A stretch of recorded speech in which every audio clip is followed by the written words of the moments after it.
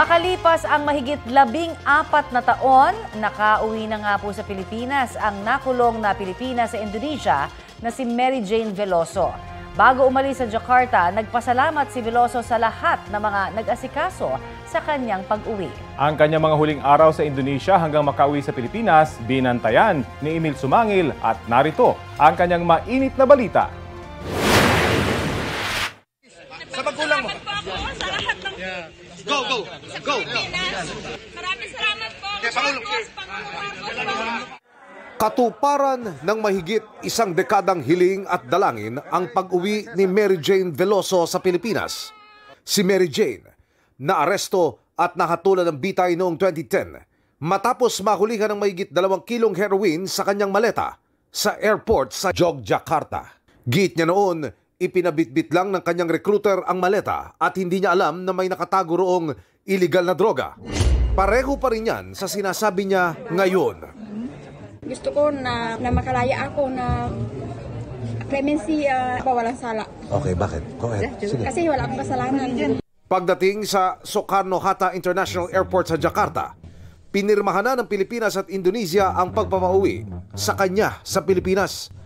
Natutong magsalita ng bahasa Indonesia si Mary Jane at iyon ang wikang ginamit niya sa press conference. Saya mengucap syukur dan berterima kasih kepada Tuhan.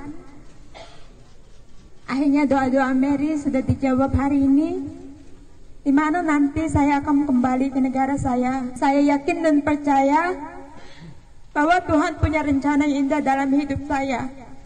Saya ingin berterima kasih pertama kepada yang terhormat Bapak Presiden Prabowo Subianto. Labis ang pasasalamat ni Mary Jane sa Indonesia na nagsilbi na raw na pangalawang tahanan niya. Aku cinta Indonesia. Kinanta pa ni Mary Jane ang bahagi ng Indonesian National Anthem. Indonesia Raya, merdeka, merdeka, tanahku, negeriku yang ku cinta. Indonesia Raya, merdeka, merdeka, hiduplah Indonesia Raya. Ikinwento ni Mary Jane na naging mabuti ang pagtrato sa kanya habang nakakulong sa Women's Penitentiary sa Yogyakarta. Semua baik, petugasnya baik, sesama WPP-nya baik, seluruhnya baik. Mereka mengusahakan supaya saya bisa pulang. Nalulungkot man sa pag-alis niya sa Indonesia, mas sabik daw siyang makasama na ang kanyang pamilya, lalo na ang 2 niyang anak. Sedih juga, tapi aku harus pulang. Karena saya punya keluarga di sana yang menunggu, anak-anak saya menunggu. Dan saya mau merayakan Natal di sana bersama keluarga. Matapos ang ilang oras sa himpapawid, muli nang nakatapak sa Pilipinas si Mary Jane. Bantay sarado siya ng mga tauhan ng Bureau of Corrections at National Bureau of Investigation. Ang kanyang pamilya, maagang naghintay sa NAIA Terminal 3 para salubungin siya. Pero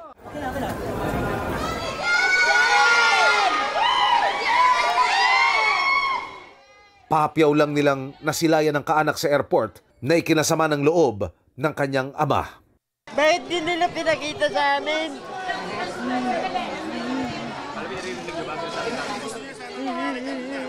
Gusto po namin maakap siya.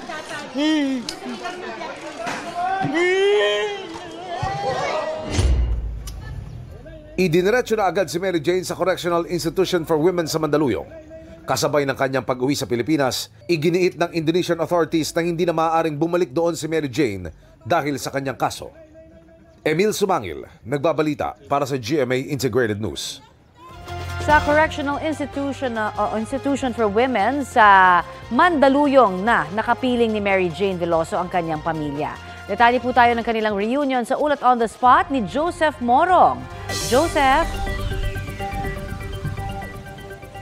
Yes, Connie, nasa Correctional Institution for Women na nga itong si Mary Jane Veloso matapos siyang bumalik sa bansa mula sa Indonesia kaninang umaga. Ang pagkikita ni Mary Jane ay sa pagkikita ni Mary Jane at ng kanyang mga anak ay hindi na napigilan ng mga bata na takbuhin ang ina na matagal nilang hindi nakapiling. Alam mo ba, Connie, na 1 taon pa lamang yung bunso nila at 6 years old yung panganay nung makulong itong si Mary Jane noong 2010 at nangyari ang eksenang yan sa loob ng Correctional Institution for Women at yun namang mga nanay at tatay at saka yung mga kapatid ay ganun din, tinakbo na yung kanilang anak ay dahil ito yung araw na kanilang pinakahihintay. Si Mary Jane naman ay walang pagsidla ng tuwa lalo pat nakita niya sa wakas ang kanyang mga anak, magulang at mga kapatid matapos ang halos 15 taong pagkakabilanggo sa Indonesia. Nagpaunlak ng panayam itong si Mary Jane at sinabi niya na hindi niya maipaliwanag ang sayang kanyang nadarama sa mga panahong ito. Halos hindi siya tantana ng yakap at halik ng kanyang mga anak siyempre at naiiyak na hiniling ni Mary Jane na bigyan siya ng executive clemency ni Pangulong Bongbong Marcos. Narito ang pahayag nitong si Mary Jane Veloso.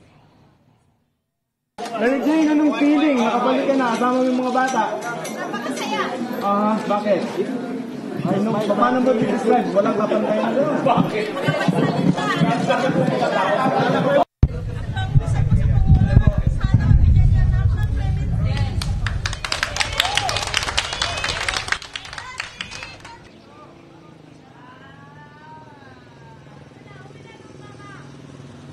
Ayon naman sa Department of Justice, nasa Pangulo siyempre, ang kapangyarihan kung magbibigay ito ng executive clemency pero hindi rin inaalis ng DOJ, Connie, na pwede rin siyang bigyan ng parol. Kailangan lamang daw niya na ma-meet yung 20 years na minimum na pagkakakulong at good conduct time allowance. Paliwanag ng Bucor, halos 15 years pa lamang na nakukulong itong si Mary Jane pero hindi pa naman kasama dyan yung good conduct time, o pwede pa namang idagdag dyan yung good conduct time allowance. Connie, ayon dun sa pamilya at dito sa Migrante International ay binigyan ng hanggang alas 12 ng tanghali ang pamilya nitong si Mary Jane para makapiling siya at ang detalye ay meron muna siyang 5 days na quarantine matatapos yon sa bisperas ng Pasko, December 24 at bibigyan ng pagkakataon na makapagdiwang ng Pasko dito sa correctional yung mga bata at saka yung mga kamag-anak. Ayon dito kay Mark Daniel, yung panganay, ay plano nila na magkaroon sila ng exchange gift sa Pasko sa December 25 dito sa correctional, Connie. Maraming salamat, Joseph Moro.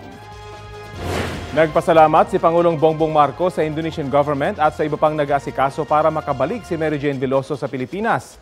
Binigyan din ng Pangulo ang malalim na ugnayan ng Pilipinas at Indonesia na naging daan daw para mapauwi si Veloso. Tiniyak ng Pangulo na magsasanib puwersa ang iba't ibang ahensya sa bansa para sa kaligtasan ni Veloso. Pasintabi po sa mga nanananghalian, isang bagong silang na sanggol ang natagpo ang patay sa isang tambakan ng basura dyan po sa Antipolo, Rizal. Balitang hatid ni EJ Gomez. Sa kuha ng CCTV pasado alas 5 ng madaling araw noong Sabado sa NHA Avenue sa Barangay de la Paz, Antipolo City, kita ang isang lalaking nangangalakal ng basura, bitbit ang isang baga at patuwid ng kalsada. Sa pagbalik niya sa tambak ng mga basura, kitang biglang napaantanda ng krus ang lalaki.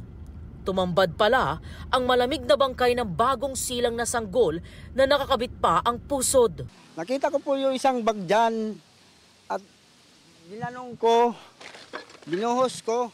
Hindi ko ininda yung amoy. Nakita ko 100. Kung maiisip po, baka mayroong silver o ginto. Binalikan ko. Kinalkal ko ulit, nakita ko ulo. Ano, manikin? Pangalawang pagkalkal pusod, sabi ko, Sus, Maria Josep. Agad na nagtawag ng ibang residente ang lalaki at saka humingi ng tulong sa barangay.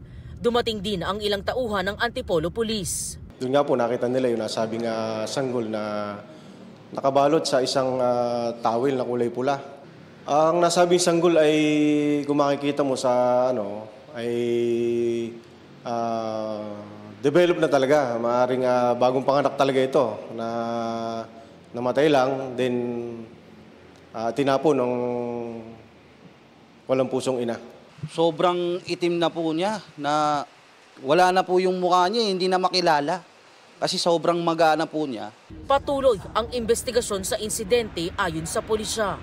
Patuloy kaming nagkakandak ng backtracking ng mga CCTV footage para malaman, makita kung sino talaga yung aktual na nagtapon ng nasabing sanggol. Sa ganun ay mapanagot natin sa batas ang nasabing suspect natin na ito. EJ Gomez, nagbabalita para sa GMA Integrated News. Dahil sa masamang panahon, dulot ng bagyong Kirubin, kanselado ang klase ngayong araw sa ilang lugar sa Visayas at Mindanao. Kasama riyan ang lahat ng antas sa mga pampubliko at pribadong eskwelahan sa Catbalogan, Samar at Tacloban, Leyte. Gayun din sa Moncayo at Nabunturan, Davao de Oro. Suspendido rin po ang pasok sa Braulio E. Duhali, Carmen Panabo, Samal at Santo Tomas sa Davao del Norte. Pati na sa Caraga at Mati sa Davao Oriental. Sa Daram Samar naman, walang pasok ngayong Miyerkules ang lahat ng public schools doon. Shift naman muna sa blended learning modality ang lahat ng public at private schools sa Compostela, Davao de Oro.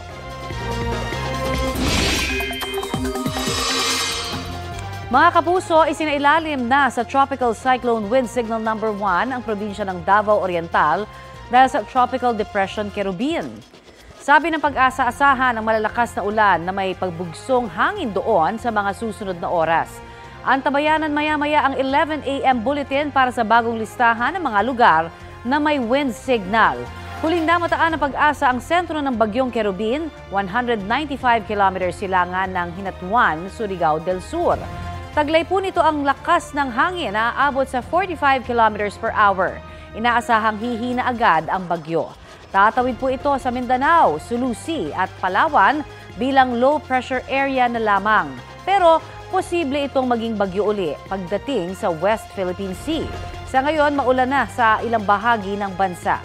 Ayon sa Pag-asa, asahan ang katamtaman hanggang sa malalakas na ulan sa Quezon, Bicol Region, Samar, Biliran, Leyte, Southern Leyte, Cebu, Bohol, Agusan del Norte, Agusan del Sur, Misamis Oriental, Davao Oriental, Davao de Oro at Davao del Norte.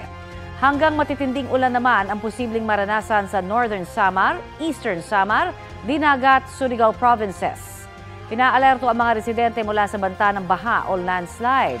Hindi lang po ang Bagyong Kirubin ang magpapaulan kundi maging ang shear line.